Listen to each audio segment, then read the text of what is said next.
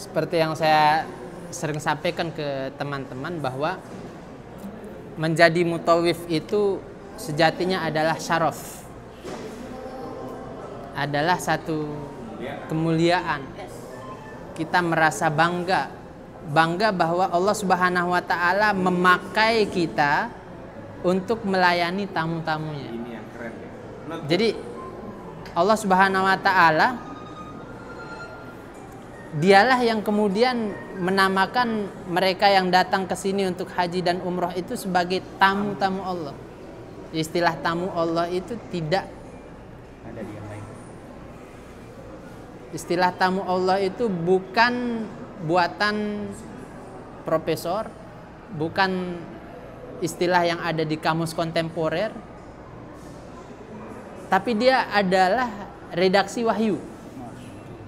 Allah Subhanahu wa taala yang menamakan mereka melalui lisan Nabi Muhammad sallallahu alaihi wasallam al-hujjaj wal umar wafdullah. Jamaah haji dan jamaah umrah itu adalah tamu-tamu Allah. Da'ahum fa'ajabuhu. Mereka dipanggil oleh Allah Subhanahu wa taala dan mereka pun memenuhi panggilan Allah. Fasa'aluhu fa'atahum. Mereka meminta kepada Allah Subhanahu wa taala, maka Allah pun mengabulkan permintaan mereka. Kalau tamunya manusia, kita spesialkan, kita muliakan. Layaknya tamu itu kita muliakan. Itu tamunya kita, tamunya manusia. Bagaimana dengan tamunya Allah Subhanahu wa taala? Dan tulang punggung sehingga tamu-tamu Allah itu mendapatkan kesan terbaik di Baitullah itu namanya mutawif. Mutawif lah yang kemudian mampu menghadirkan kesan yang terbaik itu. Sehingga di situ kemudian kita jadi mutawif harus tetap upgrading. Harus tetap ya, mengembangkan kemampuan kita. Kemampuan pelayanan, kemampuan ilmiah, kemampuan manajerial, kemampuan berkomunikasi. Banyak sebenarnya. Dunia mutawif itu boleh jadi dia jauh lebih real pendidikannya dibandingkan dunia kampus. Dari sisi manapun. Contoh dari sisi ilmiah. Di kampus, di bangku kuliah, antum belajar fikih haji atau fikih umroh. Atau antum belajar tentang fikih sholat jamak dan qasar. Itu antum pelajari, antum hafal dalilnya, antum tahu munaqashah ulama di situ, antum tahu mana yang rojih, mana yang marjuh, mana yang kuat dan mana yang lemah dari pendapat-pendapat yang ada. Itu antum hafal, tapi mungkin hanya untuk menjawab ujian. Nggak ada kesempatan di dalam kelas antum bisa menjelaskan itu kepada rekan-rekan teman-teman sekelas antum. Tapi di dunia mutawif, hari ini antum pelajari tentang fikih umroh, hari ini antum pelajari tentang sholat jamak dan qasar, besok antum akan membawa jamaah. Bagaimana mereka sholat jamak dan qasar kalau mereka ke Madinah, atau mereka pergi ke Riyadh, atau mereka balik ke Indonesia dan lain sebagainya. Antum belajar sirah nabawiyah di kelas. Antum tahu itu cerita perang Uhud. Antum tahu cerita tentang Jabal Sur. Tapi itu antum hafal untuk antum menjawab soal ujian. Tapi kalau di dunia mutawif, hari ini antum belajar tentang peristiwa Jabal Sur, bagaimana peristiwa itu alurnya, bagaimana alur peristiwa di Jabal Uhud tersebut, siapa aktor-aktornya, mulai dari mana dan antum endingnya sampai di mana, pelajaran apa yang bisa diambil dari situ, itu antum kuasai benar, dan besok pagi antum akan ceritakan itu ke jamaah. Dan jamaah itu dari berbagai latar belakang. Ada yang tukang becak, ada yang profesor, ada yang nelayan, ada yang kiai. Dan itu sebuah tantangan tersendiri. Kalau antum betul-betul menyadari posisi mutawif itu sangat besar, sangat sakral, maka antum akan tergerak untuk meningkatkan. Antum tahu cerita, tapi antum menyadari diri tidak begitu piawai di dalam membawakan cerita. Maka apa yang antum harus lakukan? Buka YouTube tentang storytelling misalnya, public speaking. Cari orang-orang yang biasa memberikan wawasan tentang bagaimana kita menyampaikan satu materi di hadapan orang lain. Bagaimana pegang mic, bagaimana angkat suara, bagaimana merendahkan suara, dan lain sebagainya. Sehingga dari proses upgrading, meningkatkan wawasan itu, kita itu berkembang. Jadi di dunia mutawif itu tidak hanya melulu tentang real, tidak hanya tentang proyek, tidak hanya tentang, tapi bagaimana kita berkembang dari satu waktu ke yang lain. Saya kemarin bertemu dengan salah seorang dokter bidang sejarah. Ketika kita ngobrol depan Darut Tauhid, ngobrol tentang bagaimana kita memberikan edukasi kepada tamu-tamu Allah. Jadi selain keberadaan mereka di sini untuk umroh, kesempatan mereka di sini 3 hari, 4 hari, 5 hari itu adalah dalam rangka untuk lebih dekat dengan Rasulullah Shallallahu Alaihi Wasallam dengan mentadaburi kisah beliau langsung di TKP. Saya ceritakan kemudian bagaimana kita membuat jejak sirah yang tidak biasa dilakukan oleh travel. Kalau travel biasanya city tour luar, Jabal Sur, Jabal Rahmah, Jabal Nur. Tapi sebenarnya kalau kita pakai pendekatan yang lebih edukatif, apa yang ada di sekitaran Masjidil Haram ini, titik-titik sejarah itu justru lebih memberikan ruh agar jamaah itu lebih cinta kepada baginda Nabi Muhammad SAW.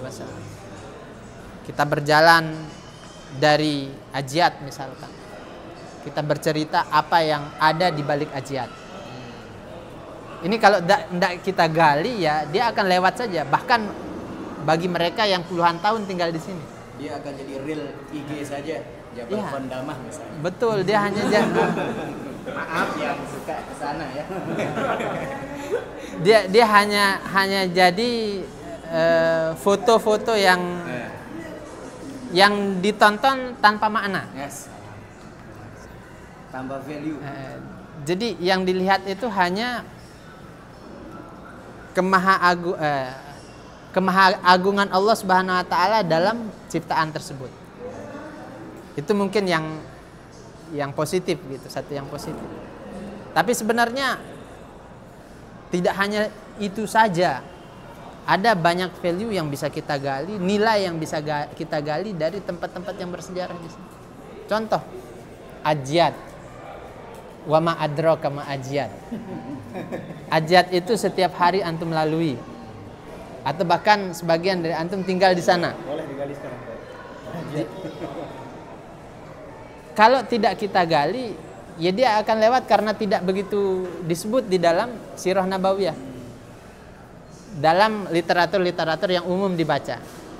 Tapi kalau kita lihat dari sejarah Ajiat, kemudian kaitannya dengan kehidupan Nabi Shallallahu Alaihi Wasallam, kita akan menemukan itu.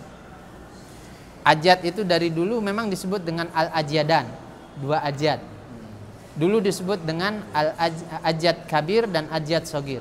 Sekarang Ajiat Masofi, Ajiat Sus.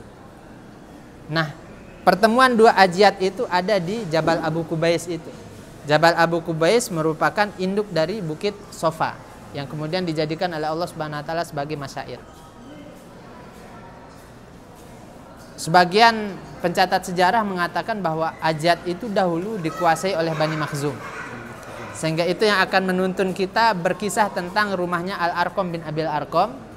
Dia berada di sekitaran Sofa, dan Al-Arqam itu adalah bagian dari klan Bani Makhzum. Kita kembali ke ajiyat. Ajiyat itu di dalam sejarah kehidupan Nabi Shallallahu Alaihi Wasallam disebutkan saat Rasulullah Shallallahu Alaihi Wasallam berprofesi sebagai penggembala kambing.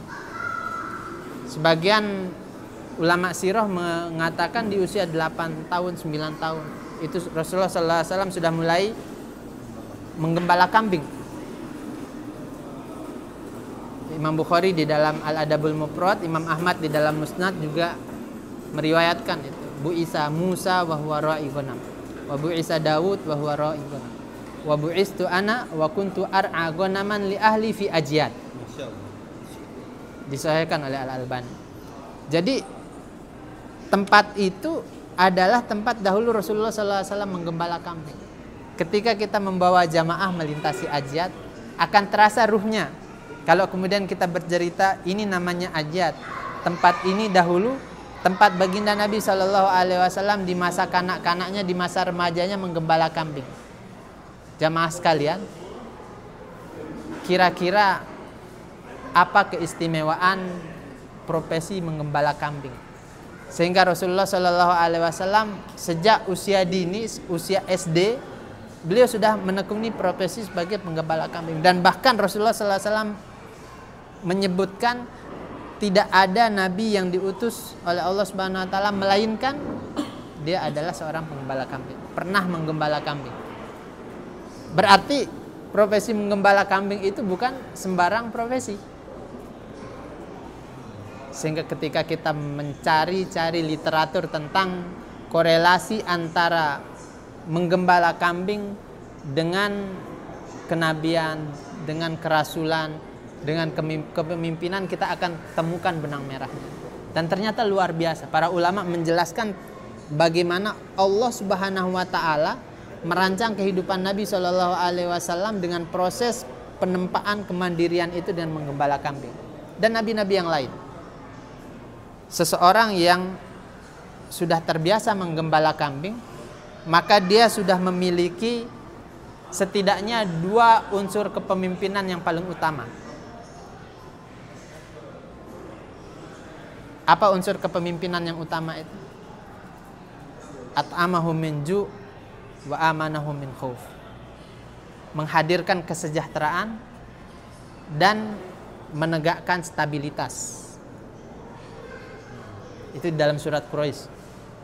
Dan seorang penggembala kambing gak mungkin dia akan membiarkan kambingnya kelaparan. Sejauh manapun dia akan cari rerumputan, dia akan cari demi kambing-kambingnya bisa makan.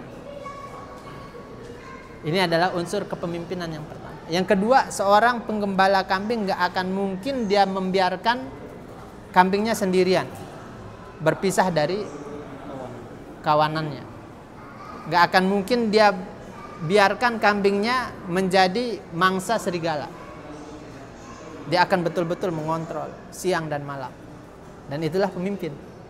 Dia akan bersungguh-sungguh menjaga stabilitas kondisi keamanan negerinya. Rasulullah Shallallahu Alaihi Wasallam tertempa dengan itu sejak beliau kecil. Belum lagi tadabur-tadabur yang lain dari seorang penggembala kambing, bahwa orang yang menggembala kambing itu dia memiliki waktu yang cukup untuk mengasah jiwanya. Di tengah kesendirian, dia menyendiri bersama Tuhannya, bersama Allah Subhanahu wa taala di tengah padang yang begitu luas, dia menyaksikan ciptaan Allah Subhanahu wa taala. Intinya luar biasa hebat. Dan itu kita sampaikan di Ajiyat. Tempat dahulu Rasulullah sallallahu alaihi wasallam menggembala kambing. Nilainya dapat, kisahnya dapat, dan itu akan memberikan bekas kesan saat mereka berjalan di sekitaran Ajiyat. Itu baru kita berbicara tentang Ajiyat. Belum kita naik ke Jabal Abu Kubais, ke pelataran timur di Syekh Bani Hashim, di tempat Rasulullah SAW dilahirkan. Kemudian kita menyusuri lorong-lorong tersebut, sekalipun secara situs sudah tidak nampak lagi, tapi apa yang dituliskan oleh para ulama seperti Zuqaqul Hajar itu akan memberikan kita kesan bahwa Rasulullah Shallallahu Alaihi Wasallam itu memang adalah orang yang sangat mulia dan dimuliakan oleh segenap makhluk Allah Subhanahu Wa Taala. Bahkan bukan hanya yang makhluk hidup, sampai batu pun mengucapkan salam kepada Nabi Shallallahu Alaihi Wasallam. Dalam Sahih Muslim Rasulullah Shallallahu Alaihi Wasallam menyampaikan, inilah a'lamu hajaran. Aku mengetahui dulu di masa jahiliyah ada batu yang ketika aku lewat dia selalu mengucapkan salam. Batu saja begitu sayang cinta sama Rasulullah Sallallahu Alaihi Wasallam. Bagaimana dengan kita? Seharusnya kita yang diberikan akal, diberikan perasaan, semestinya harus lebih terasah kecintaan kita kepada Rasulullah Sallallahu Alaihi Wasallam. Nah, makna-makna itu yang mesti diasah oleh seorang mutawif. Saya pernah ketemu dengan orang yang baru pulang mikot untuk umroh di musim haji berapa tahun yang lalu. Dia nyampe hotel sekitar jam 11 siang. Sudah dalam kondisi linglung, lemes. Celingak-celinguk di lobi. Saat itu saya sedang berkunjung ke keluarga. Akhirnya karena mungkin dia ngelihat saya pakai gamis dan berjenggot dan pakai kopiah, disamperinlah saya sama orang itu. Ustadz, boleh saya bertanya? Saya jawab, silahkan. Kalau saya bisa jawab, saya jawab. Kalau saya nggak bisa jawab, nanti saya tanyakan kepada ulama yang bisa jawab. Begini Ustadz, saya tadi ke Tanim ngambil mikot untuk umroh, ya. Sejak pagi saya belum sarapan. Ini udah jam 11 siang. Apakah boleh saya makan sebelum saya lanjutkan tawaf saya? Bayangkan. Dia kira umroh itu kayak puasa. Batal mikotnya karena makan. Persepsi dia umroh dia itu bisa batal kalau dia makan atau minum. Saya bilang sama dia kemudian, silahkan Pak, makan dan minum sepuasnya, secukupnya. Setelah itu orangnya kelihatan sumringah, senang sekali, langsung dia ke kafetaria. Artinya bahwa antum sebagai pembimbing, antum sebagai pendamping jamaah haji, ajari kepada mereka untuk senantiasa bertanya. Tanya ke antum, antum bisa jawab, jawab. Antum gak bisa jawab, jangan paksakan untuk menjawab. Tanya ke asatis yang bisa kira-kira menjawab pertanyaan tersebut, atau ke ulama dan lain sebagainya, atau searching di situs-situs yang representatif, yang otoritatif gitu. Situs-situs yang menyediakan jawaban-jawaban yang baik terkait dengan ibadah haji. Jadi salah satu dari materi maqasid umrah itu adalah bahwa ibadah ini mendidik kita menjadi orang-orang yang suka bertanya.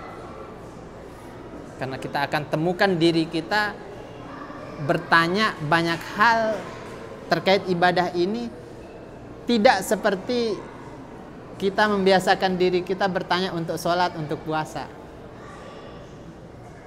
Karena memang ibadah ini, pertama dia adalah ibadah yang tidak semua orang bisa melakukannya. Karena ibadah ini kan ibadah mahal. Oleh karena dia mahal itu, orang khawatir udah bayar mahal kemudian dia nggak sah. Akhirnya dari situ dia terdorong untuk bertanya dan bertanya. Nah, nanti kemudian apa yang diistimbat oleh para ulama dari proses-proses tersebut, mereka mengatakan maqasid dari ibadah ini mendidik kita untuk senantiasa bertanya, agar kehidupan kita itu sesuai dengan apa yang dituntunkan oleh Nabi Shallallahu Alaihi Wasallam. Caranya, ya tadi kita dihadapkan dengan banyak permasalahan yang bahkan orang yang sudah terbiasa berhaji pun kalau dia tidak murojaah lagi, bisa jadi juga akan banyak bertanya.